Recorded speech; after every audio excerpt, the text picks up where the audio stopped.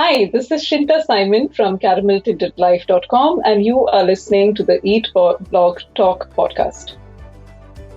Hey, awesome food bloggers. Before we dig into this episode, I have a really quick favor to ask you.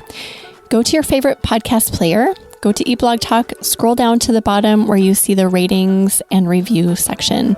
Leave Eat Blog Talk a 5-star rating if you love this podcast and leave a great review. This will only benefit this podcast. It adds value. And I so very much appreciate your efforts with this. Thank you so much for doing this. Okay, now on to the episode. What's up, food bloggers? Welcome to Eat Blog Talk, the podcast for food bloggers looking for the value and confidence that will move the needle forward in your business. This episode is sponsored by Rank IQ. I am your host, Megan Porta, and you are listening to episode number 285. Today, Shinta is joining me, and I'm super excited because she's going to talk to us about prioritizing SEO over Pinterest and using a project management approach to food blogging. Shinta has been the food blogger behind Caramel Tinted Life for 5 years, and in the last 2 years, she managed to make it a steady source of income while being a mom of 2, living in Switzerland as an Indian origin expat. The recipes on her food blog are centered around recipes from her Indian heritage and quick and easy meals using budget-friendly appliances such as the Instant Pot and the air fryer. Hey, Shinta, thank you for being here today. I'm so excited to talk to you. Hey, Megan, I'm excited as well. I feel like I already know you because I've listened to your voice. I've been hearing the podcast for several months, so I feel so familiar with you already. Awesome. Well, I'm so glad to hear that. That always makes me so happy. Before we get into our topic today, what is the fun fact you want to share with us? Oh, yeah. So the fun fact about me is that in a large chunk of my adult life, I've actually moved so many places, moved across continents and moved so many homes. In fact, for a period of over 13 years, I've moved 11 times, and that includes different cities and different continents. So I was based in Bangalore in India for a while where I was working, and then I moved to Holland with my husband for his career, and then we moved back to India, and then around 8 years ago we moved to Switzerland, which is what I call home now. But it's been the place we're living in right now has been our home for just around 4 years. So for me, it's kind of a bit unsettling, to have been in a place for as long as 4 years. It makes me feel a bit. I'd like to move at some point. One part of my brain tells me, let's get prepared for the next move, which I know is not so easy because I have a toddler now and an 8-year-old as well. So we're going to stay put for sure for some time. Oh. You have that adventurous spirit, it sounds like you just have it ingrained in your brain that you need to get up and go. But I really love hearing that. So Switzerland, you're in Switzerland now. Is that what you just said? Exactly. We live in Switzerland right now.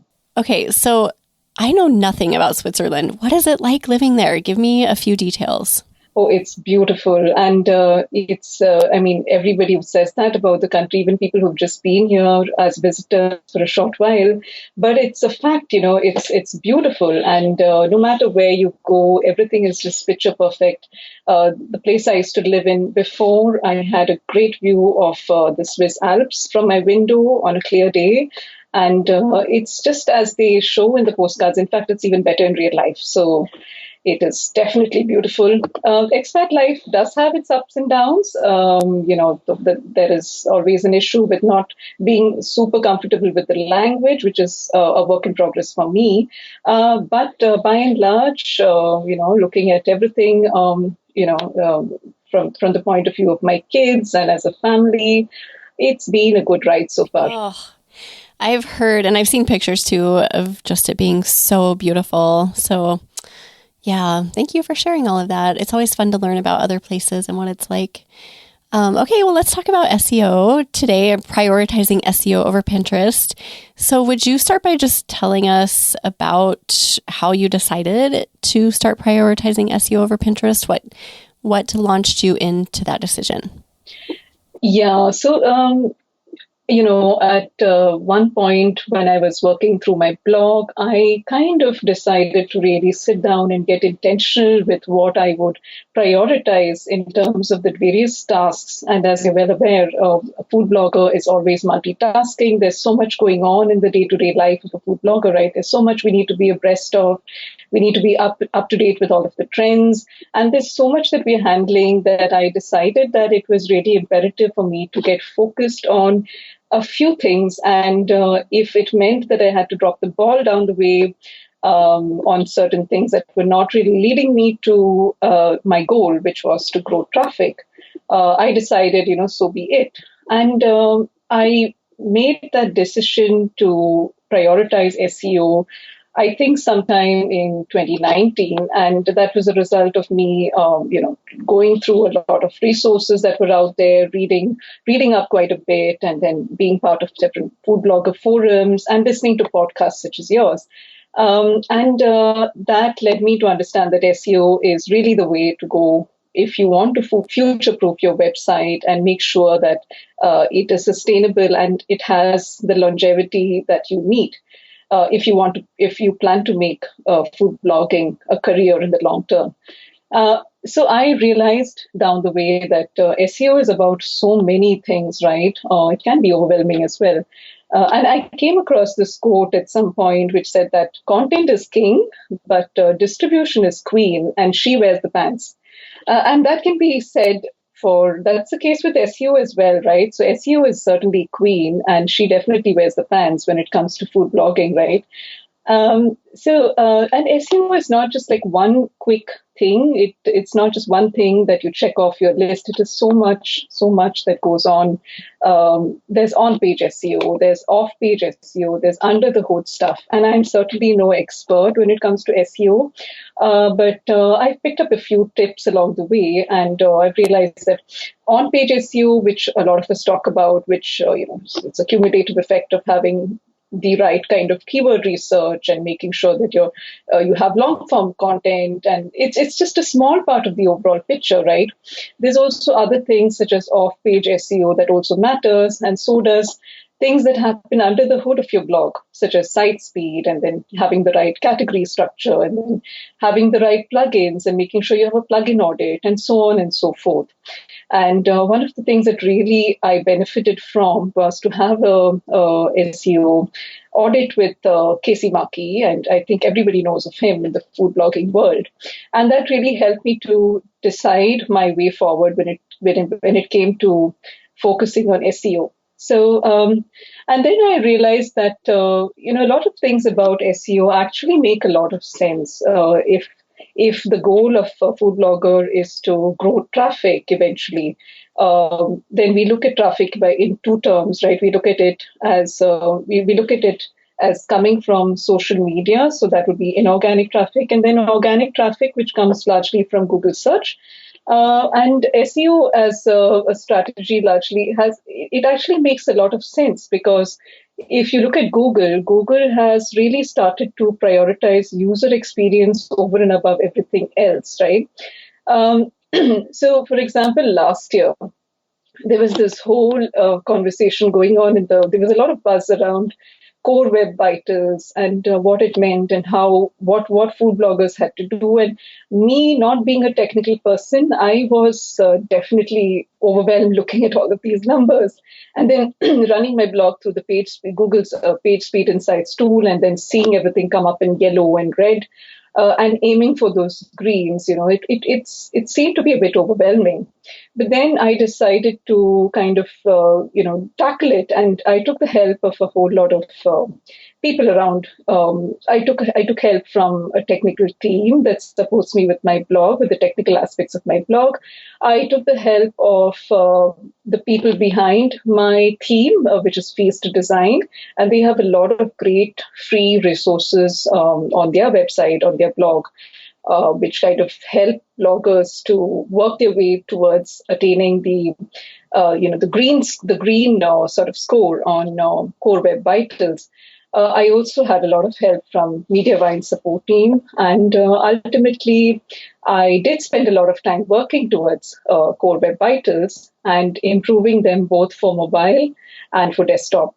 The toughest thing in all of this was to really conquer there is this one aspect of Core Web Vitals called as cumulative layout shift, or CLS, which is something you really can't help if you have ads running on your website.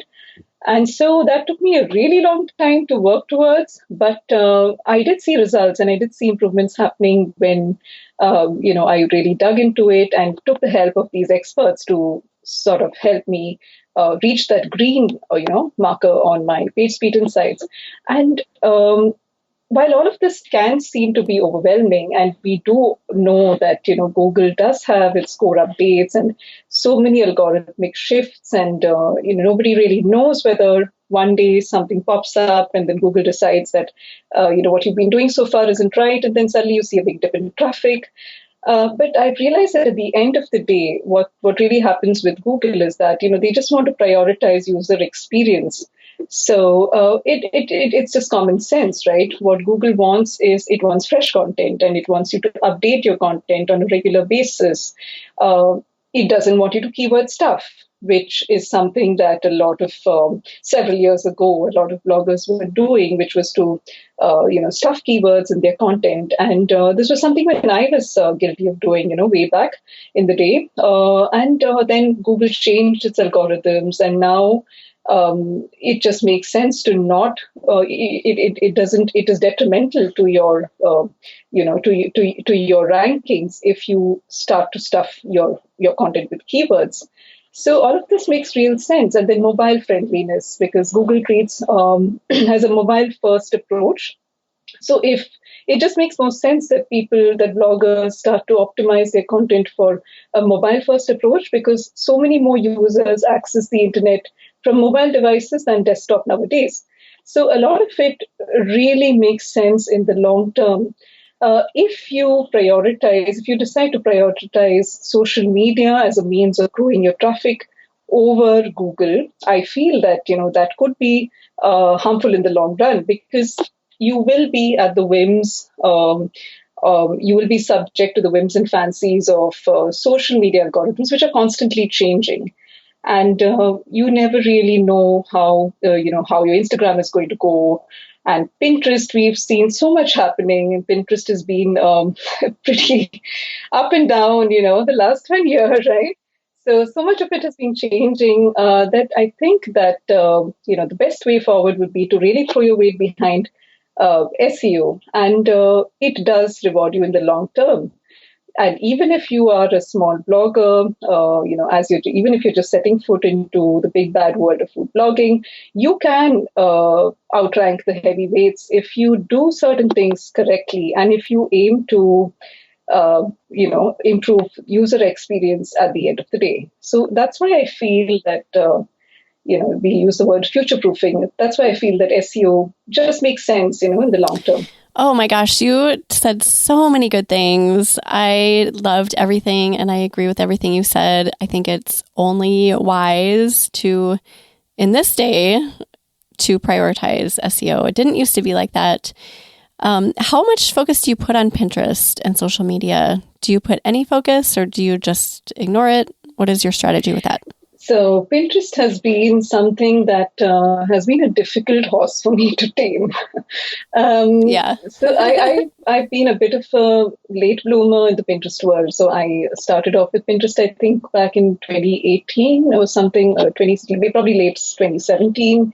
And I know that a lot of bloggers have had really good success with Pinterest. And I've listened to your podcasts, and if I'm not mistaken, you've also had success with Pinterest, right? But for me, so I was very intentional about Pinterest for a very long time. In 2019, I was actually investing in a Pinterest course, and it was not a very cheap Pinterest course at that. So at the end of it, I started putting in 4 to 5 hours per week, and I was making static pins, and was making video pins and story pins, and everything that the course said and that Pinterest recommended, and all of that. And I had my tailwind all set up, and I was publishing 15 to 20 pins per day. And I was pretty much burnt out with Pinterest, and I was not even enjoying it, to be honest, and at the end of the day, I was nowhere even close to the results I was hoping to see in terms of traffic. And my daily views with Pinterest, even after implementing all of this, was around 250 to 400 views a day, and which is not too bad. But if you are putting in that amount of effort, you would expect a little more, right? So I decided then to completely stop focusing on Pinterest. I then outsourced some of my Pinterest work somewhere mid of last year to a virtual assistant, and she handles my Pinterest now, but that's not entirely what she does. It's like part of what she does to help me out. But I'm very happy to, I am happy to say that Pinterest is potentially in my bucket of do not resuscitate or DNR because I don't know where Pinterest is going right now, and I think many of us, I probably speak for several of us bloggers, we don't know where Pinterest is headed. They probably want people to stay on the platform itself. They don't want people to navigate away from them, and that makes life difficult for us as food bloggers who make revenue through traffic, right? So so Pinterest is now in my, DNR category, as I call it. I don't think you're alone with that. I think that a lot of food bloggers would say the exact same thing. And yeah, it's wild, isn't it? I feel like it's just completely turned upside down. Nobody knows what's going on or what is coming. And so I think it's wise to implement your strategy, which is focus on SEO, because Google is always prioritizing the user, and that's kind of a safer place to be, and something that's maybe a little bit more predictable. I want to hear about your career as marketing a strategy consultant, because I can imagine that you pulled stuff away from that job and you're applying it to all of these thoughts that you're having now. Is that right? Yes, and that came over time when I realized that there was a natural link between project management and blogging. So I used to work as a marketing strategy consultant, and I was managing projects with teams. And in my years as a project manager, most of my tasks were about having rigor around projects, and we were constantly scoping out projects with goals. And all of these goals were typically measurable goals with a number, with a tangible number around it, with time-bound deadlines. And we were constantly having checkpoint calls and cadence calls at regular intervals. And because many of these projects were scoped out with our clients, we would monitor them for scope creep to ensure that we were sticking within our budget and our timelines. Then I realized, while food blogging, in the last 5 odd years of food blogging, I realized that so many of the tasks that we do in the everyday life of a food blogger has a lot of overlap with what people, with project managers typically do, and it can be very overwhelming very soon. So many people look at food bloggers as in a visual sense. So they see your Instagram and they think, wow, beautiful images. You're good at, you're probably just doing a lot of recipe development. You're doing a lot of photography. You created videography, and there's probably some editing also happening in the background. But these are the more obvious aspects of food blogging, right? People don't really get it, that there is so much happening under the hood. There's SEO, which is a huge deal. And then you're also managing social media properties, and then you need to learn how to grow traffic through organic and social channels. And these aspects of blogging. And then for bigger food bloggers, they're managing teams and they're managing their accounts, and there's so much going on. I'm not even touching upon the technical aspects of the website itself. So these aspects of blogging can take over your daily tasks and leave you feeling more than overwhelmed. So in the last 2 years or so, when I started actually making money from the blog. I started getting a bit intentional, a little more intentional about blogging. And I realized that there are certain project management principles which you can apply in, the blog, in a blogger's daily life. And one of those things is goal setting. So I know that many, all of us don't have this similar working style. Some of us like to just put one foot ahead of the other and just see where it leads us. And when you're in a creative line, just food blogging, that's how it should be always. But it also helps if if you set out, ideally at the beginning of the year or at a certain point, with a defined goal and a certain objective. So in project management, there is this term called as, having SMART goals, which is basically an acronym for 5 characteristics that your goals need to have in order to be effective. And SMART stands for specific, measurable, attainable, relevant, and time bound. Food bloggers, let's take a really quick break. I'd love to tell you about just a few things going on at Eat Blog Talk that might benefit you and your business. First of all, if you would take the time to go to your favorite podcast player to subscribe or follow, rate, and review Eat Blog Talk, I would be so grateful, and it adds so much value to this podcast. Also, go to the free discussion forum at forum.eatblogtalk.com to get in on the conversations going on over there with other food bloggers, like-minded peers. You can ask questions, answer questions, and just contribute to great discussions. And lastly, if you would like to get in on the next mastermind group that will be put together in spring of 2022, be sure to get on the waitlist now. Go to eatblogtalk.com and follow the buttons for mastermind, and we'll be in touch as spring draws closer. Now back to the episode. While it sounds a bit like I'm throwing in some jargon here, it actually makes sense, right? Because if you define your goals realistically and have a tangible goal, you have a number that you're aiming for, you can set yourself up for success. So I decided that last year, in 2021, I thought I would make a bit of a plan ahead, try to plan ahead of time. So at the beginning of the year, I sat down and I actually wrote down in my planner, I set certain targets for myself, and then decided to check in with myself at the middle of the year to see if I needed to make some course corrections and needed to adjust those goals. So my goal was to hit 100,000 page views by middle of last year. And then my end of year goal was to hit 150,000 page views. So of course you need to allow yourself, some wiggle room. You should allow the chaos sometimes to take over. The numbers need not overwhelm you, but I like to use it as a sort of, a guiding light to sort of set your path or to steer your course. And I had the goal of 100,000 page views by June, which I did not make. It took me more time. I hit that goal in September of last year, but it helped to have a concrete number that once I had that number in mind, it was clear to me that, this is what I need to do and this is what I don't need to do. So I don't also like to plan too much into the future, but I think if you break it up into, let's say, 6 months at a time and set a goal which you can visualize, right? It helps. It definitely helps. And then there's also this other thing which I realized I was unconsciously doing, but then also ties into what a lot of management consultants use, which is so management consultants are known to be obsessed with using visual tools, and visual tools effectively help consultants to structure their thoughts during brainstorming sessions and to help them convey their findings to clients.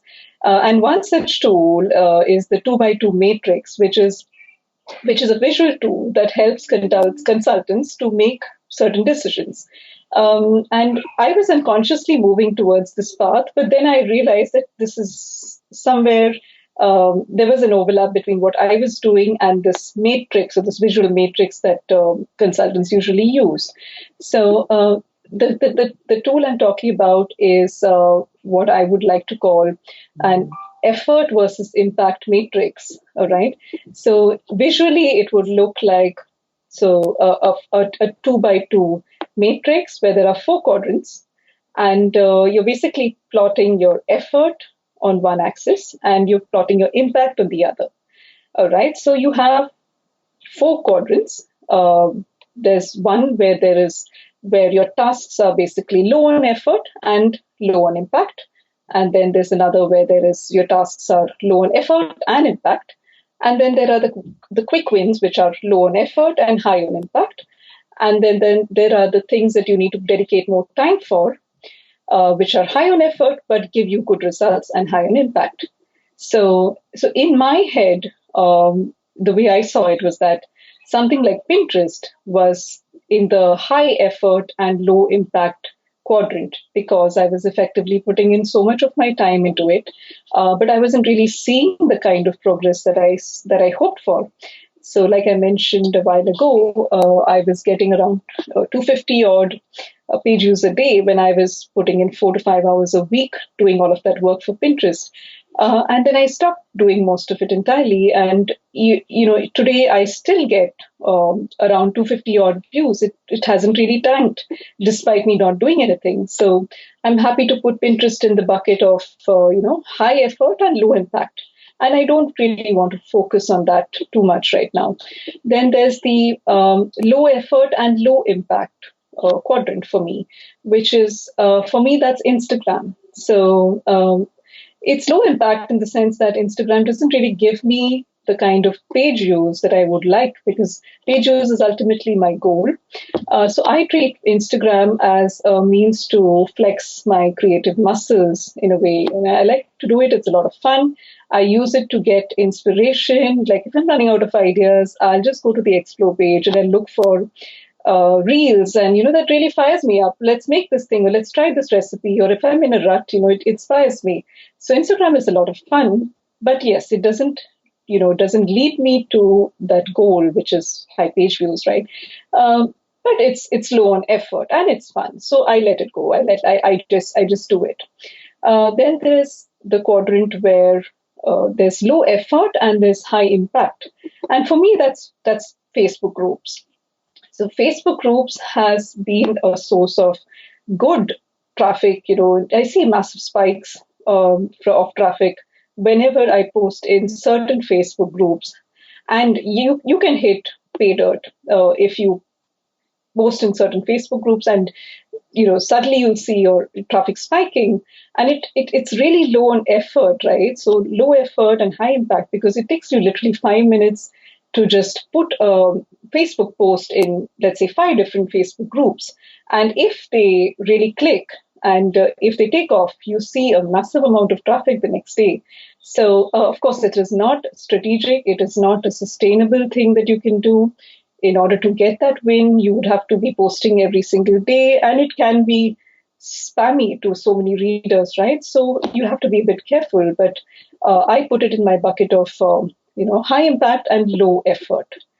And then there's the final quadrant, which is high effort and high impact.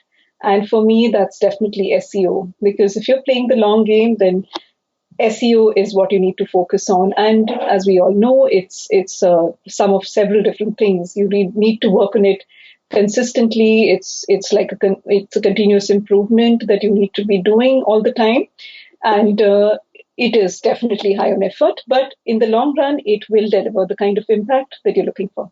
Oh my goodness, that was all great too. As you were talking through the matrix, I was writing out a visual of it on my notebook here, and I just love having that visual. And I think you're so spot on with the Facebook groups and Instagram and Pinterest, and you have just nailed the personality of each of those platforms so well. So thank you so much for talking through all of that. And I do love how your job as a marketing strategy consultant kind of bleeds over into this, and how it helps you to understand food blogging a little bit better, because a lot of us don't have that unique perspective, but you have just talked through that so naturally and so well. So yeah, just absolutely loved hearing all of that. How important do you think it is to hone in on a really specific niche with this focus of wanting to dive into SEO and put a focus on the user and all of that? So I think, and that's the case with so many food bloggers.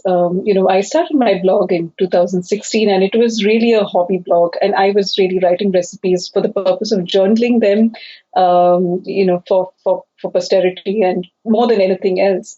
I would hone in on the trends, and back then Instagram was not such a big deal as it is now. So what was trending back then was the macarons and the tiered cakes and all of that. So I was pretty much into baking at the time, and so I had a lot of recipes that were not really consistent. I had pies and I had layered cakes, and then I had a lot of Indian recipes, and I had like a curry series going on, and I was also joining plenty of link parties, and now we have some idea of how harmful this is.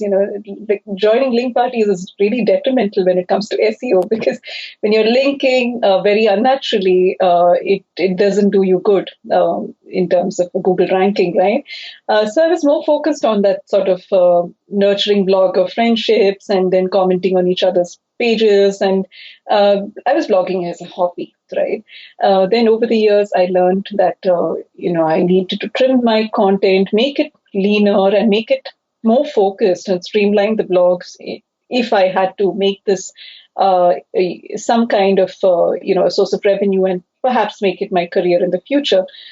So I felt that so I did work on this, and over the last four odd years or so, what has happened is that I have kind of found my sort of sweet spots in terms of a niche. So I don't have a specific niche in terms of my content, but I would say that my blog is more or less 50% Indian recipes, 30% instant pot recipes, probably 10% air fryer, and 10% other recipes that I enjoy trying. That I have tried and I'm familiar with, such as Asian recipes and things that my family enjoys. What I don't write anymore is layered cakes. I don't talk about elaborate recipes from other cuisines and other cultures that I am not personally familiar with. And I definitely don't write about recipes that my family wouldn't try. So this is what I feel makes a lot of sense for me. And perhaps down the line, this might change, but I know for sure that what I would definitely like to write about, and that I would be happy to see on my blog, let's say 10 years down the line, would be some of my Indian recipes, some of which are painstakingly long. And, and not necessarily written from an SEO perspective. They're not really high in terms of keyword search, but for sure they're time tested, and I know for sure that they will be searched for in the long run. So I love this too. I feel like this is trending, like so many food blogs are trending in this direction, where they don't necessarily have like one specific honed in on niche, but more of a collection of niche themes. Is that a good way to describe that, would you say? Yes, I think so too. And you don't necessarily have to have a particular niche, but find what you're comfortable writing about, and then find that sweet spot, where you're able to grow traffic and find your audience, but also write about what you're comfortable with and familiar with, and not just chase, the numbers with keywords. And what are your thoughts on this? If you have a collection of little like sub niches like you do you have a handful of different audiences that come to you? Because I can't imagine that I just think it would be so hard to have such a unique focus in so many different areas and have someone like the same basic user coming to your site for those things. Do you know what I'm saying? So having like a handful of different audiences coming to you for different content. Yeah. So, and this has happened, over time, I've come to realize that I have a largely North American audience, a largely US based audience. Around 85% of my readers are based in the US. I live in Switzerland. I have never been to the US. as a writer, somebody catering to my users, I need to familiarize myself with common American terms and brands and stores. So I try to make that extra effort to go through Facebook groups such as Instant Pot groups, and I try to read about the posts that people have been posting, the kind of queries that they ask, and the questions that they've been asking. And I try to make myself more familiar with what my audience really needs, and the questions that they ask, and what they are in terms of where they shop from and the brands that they use. For example, sometime back I was writing this recipe for. I was in the process of developing a recipe for buffalo cauliflower wings for the air fryer, and I was testing this recipe, and I realized that a lot of people have previously made this recipe with Frank's hot sauce, which is an ingredient that I wasn't familiar with. It's not available in stores in Switzerland. And so I did not know how exactly that would taste. So I improvised, and I wrote up my recipe. I did not declare myself as being familiar with Frank's hot sauce in any way. But then much later, I found that it was actually there in a Swiss supermarket, and then I tasted it, and I was like, "Oh, this is something completely new." So yeah, I have to make that extra step to make myself familiar with the audience that comes to my website and that I intend to write for. So another thing I'd like to say about writing for your audience is that don't assume that your reader knows everything that you are writing about. So for some of us, it comes naturally to just make a statement such as line the baking tin, or cream your butter and sugar together. And in case of Instant Pot recipes, and I write a lot of those, we talk a lot about terms such as NPR, which stands for natural pressure release, or QPR, which is quick pressure release. And this comes natural to us, but for a newbie who's just landed on my website for the first time, this might not be familiar, and so I might need to mention what this actually means in brackets, right? And another thing that I've noticed is that so I write about Indian recipes which I make in an Instant Pot, but a lot of people would write in, like I have comments coming in where people ask me how they can make my Instant Pot recipes without an Instant Pot, and how to veganize it, or what substitutes they can use for my spice blends. And so some of these things are not really obvious to people, and I need to understand that. Perhaps what I could do, a good practice would be to then take these questions and then incorporate these questions into the recipe notes, or even in the frequently asked questions, which is something that I've been trying to be consistent with, add frequently asked questions as part of my blog content. And this is what I feel really helps to create content that really resonates with your audience. Yeah, that was a really great explanation too. You are so thorough. I feel like you've given this a lot of thought, and you're just going about food blogging in such a smart way. So super appreciate all of that. Hi, I'm just curious, how much of your life do you include in your writing? And because this is kind of a debate, right? Like, do we become robots and we need to please the Google gods and write only for structured SEO, whatever?